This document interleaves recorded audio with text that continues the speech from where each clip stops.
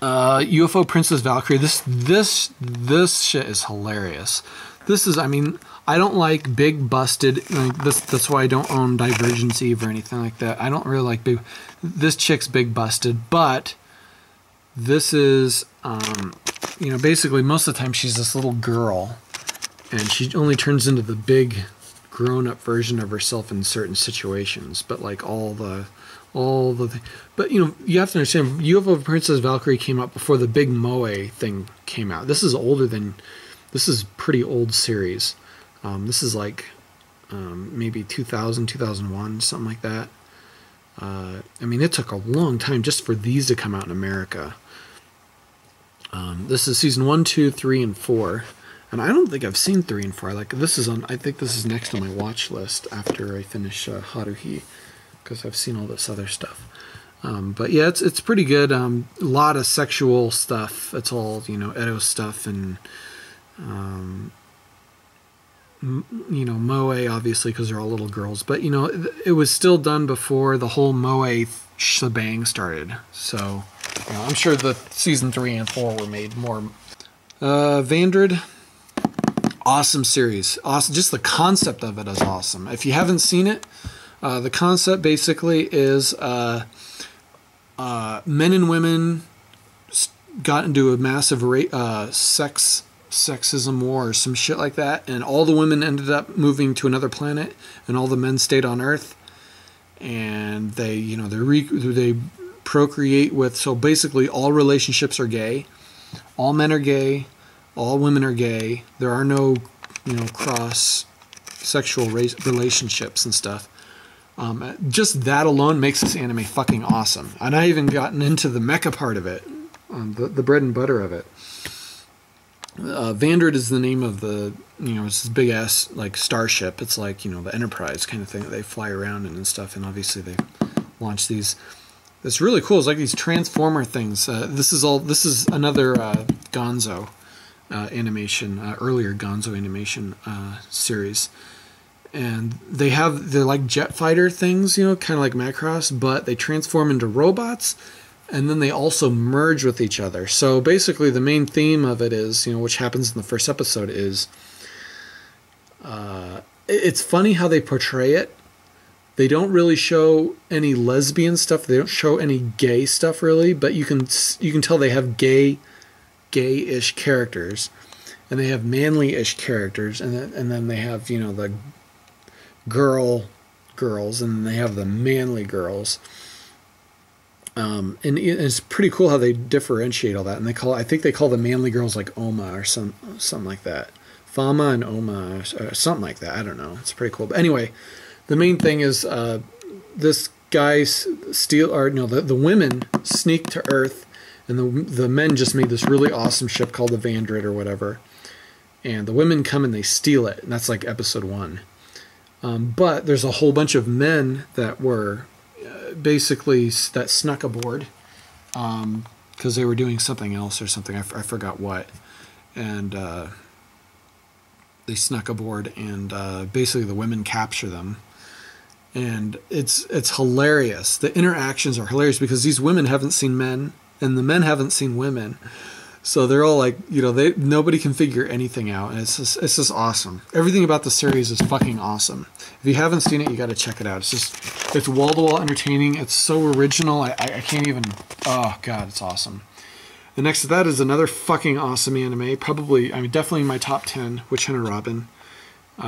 This is one of those progressive animes where it's very serious. But the main character starts out with, you know, abilities, you know, some interesting abilities, mostly like, you know, controlling fire like that. And then they get honed, and then she starts getting really fucking good at them. I mean, like, really fucking good, like, you know, you do not fuck with her anymore kind of good. And, yeah. And then basically it turns into, you know, she's, you know, they're using her to help, you know, kind of wipe out her own race and kind of thing, and you know, how she copes with that and how she handles it, and, you know, turning against and all those kinds of things. So it's a really, really good series. If you haven't seen it, you have to watch it. It's fucking amazing. I think I see this box set. Yeah, this box set was actually much bigger. It came with a bigger section that came with like a t-shirt and a shot glass. So I have Witch Hunter Robin shot glass somewhere. I think it's downstairs. It's not up here, but yeah. Wolf's Rain. This is an awesome series. If you haven't seen this, definitely need to check it out. This is Yoko Kanno does all the music for it. Yoko Kanno's fucking badass. Basically, it's about wolves that turn into humans, trying to find the scent of a flower that will basically lead them to a new promised land kind of thing, like a new, Eden kind of thing. And that's the whole concept of it. But supposedly just the wolves and not the humans.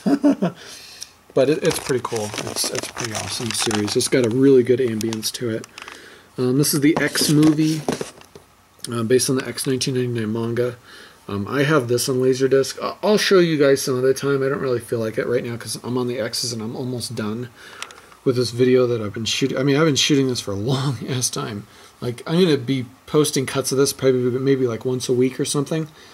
But I did this entire take like all at once, and I think I'm absolutely out of my mind for doing that. Because I should be like, I haven't even eaten yet, I don't think. I thought this would be really quick. I thought I was just going to do a quick scan over my anime. I ended up doing this whole thing. Anyway, we're at X, so thank God. X is fucking awesome. If you haven't seen it, you have to. This movie in particular. I have the TV series, and it's pretty good. But it's nothing compared to this movie. This movie is epic. This movie is absolutely amazing. It's extremely ambient, amazing atmosphere. I just love to experience it, because it's an experience, without a doubt. And I think a lot of people haven't seen it. Realistically, most people won't understand what's going on because you haven't read the manga. And that's fine. You can watch the TV series and you'll kind of understand more. The TV series doesn't directly follow the manga, but it's kind of close. It's kind of close. This one is more of, the collision. When everything finally collides, when all bets are off. The world is going to end one way or another. Whatever it is, and because that's what it's about. It's about because this was made in 1998. And the manga came out and released through 1999, and supposedly the world was gonna, it was about their tale of how the world was gonna end in 2000 or before the turn of the millennium. So it's pretty cool stuff. You should definitely check it out. XXX Holic, another clamp. Basically about witches and magic, and this guy that serves this chick that's kind of like a, she does witchery and all this kind of stuff, and I guess it wasn't that memorable. Let's see, Yu Hakusho is fucking awesome. I think a lot of people have seen Yu Hakusho. It's like old Dragon Ball. It's like the whole thing is like giant tournament. Like it's all about the tournament, doing a big tournament. But it's like if every episode of an anime was about the Tenkaichi Budokai. There it is. Yeah, it's like one gigantic Tenkaichi Budokai series, and it's pretty damn cool. And it is a run-on story, so it's episode after episode, and it all makes one big story. So it's pretty cool. I think the same guy made Flame of Recca, or maybe it's the same team that ended up doing Flame of Recca later. It's very similar to Flame of Recca. Very, very similar. Who knows, maybe Flame of Recca was a rip-off of it.